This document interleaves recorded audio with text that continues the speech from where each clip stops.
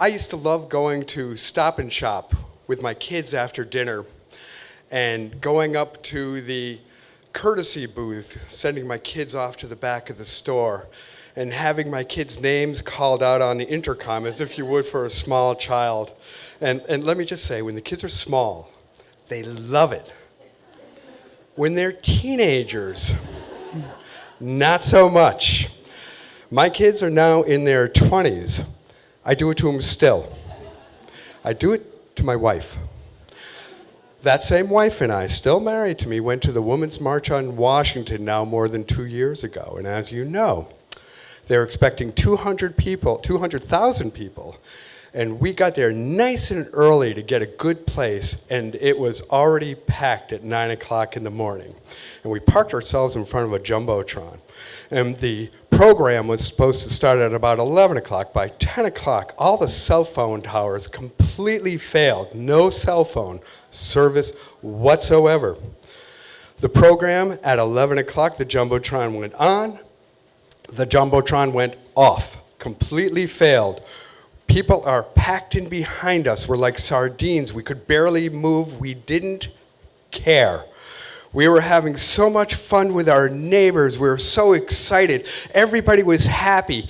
And there was a woman who was standing right behind us, and she was leading us in chants and cheers. And my wife, real loud, my wife nicknamed her Big Lungs. And Big Lungs could get everybody going, and we were just like the happiest group of people without any leaders whatsoever. Well, the march was supposed to start at 1 o'clock, and by about 11:30, I realized I need to go pee because it's going to take me a long time to get back from the Washington Mall, the other side of the Washington Mall. So I make my way through, and the crowd is going on and on and on. It takes me like an hour to get to the bathrooms, and then I have to snake my way back, and it's just taking forever, and I can't get back, and I'm going to miss the march. I'll never see my wife again in this crowd. That will be it. I get about 300 yards away from my wife, and I can see her, but she's faced the wrong way, and I start moving forward, and as I move forward, and it takes forever. It's like a half an hour away. It's now 1 o'clock. The march is late, thank God, because I would have missed it. But I get a little closer, and I hear them. They're chanting, and they're chanting, "Where's Dodd-Frank? Where's Dodd-Frank?" Now, for those of you who may not know, Dodd-Frank is a banking bill, very important, I guess. I didn't know it was a big part of the Women's March on Washington, but sure. We all have our issues, and everything was being shouted. Nobody knew exactly which slogan we're supposed to say. And I keep moving forward, and then Big Lungs turns around, and she sees me. She taps my wife on the shoulder, and she points to me. And they both look at me, and they point, and they go, "There's Don Frank." That's me. I'm Don Frank. That's right. I'm not Amy. I'm Don Frank. And the people next to them are chanting, "There's Don Frank." And they're amplifying by the people next to them, everyone getting excited because they've had hours of political slogans. "There's Don Frank."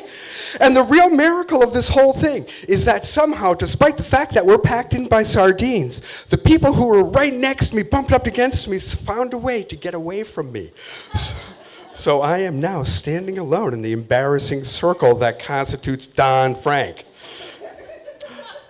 Well, here's how my wife explained it. After I was gone a while, she was worried that I wasn't going to come back in time and worried that I was a little too far away to see, so she asked Big Lungs to shout my name, and people started amplifying, as they did back then. And pretty soon, the crowd was invested in my safe return. But more importantly, it was glorious payback for years of call-outs at the Stop and Shop. At about 3:30, somehow word got out that we were not going to march. It was too crowded. As if on cue, 1 million people began to march on the White House, chanting, "Yes, we can." Thank you very much.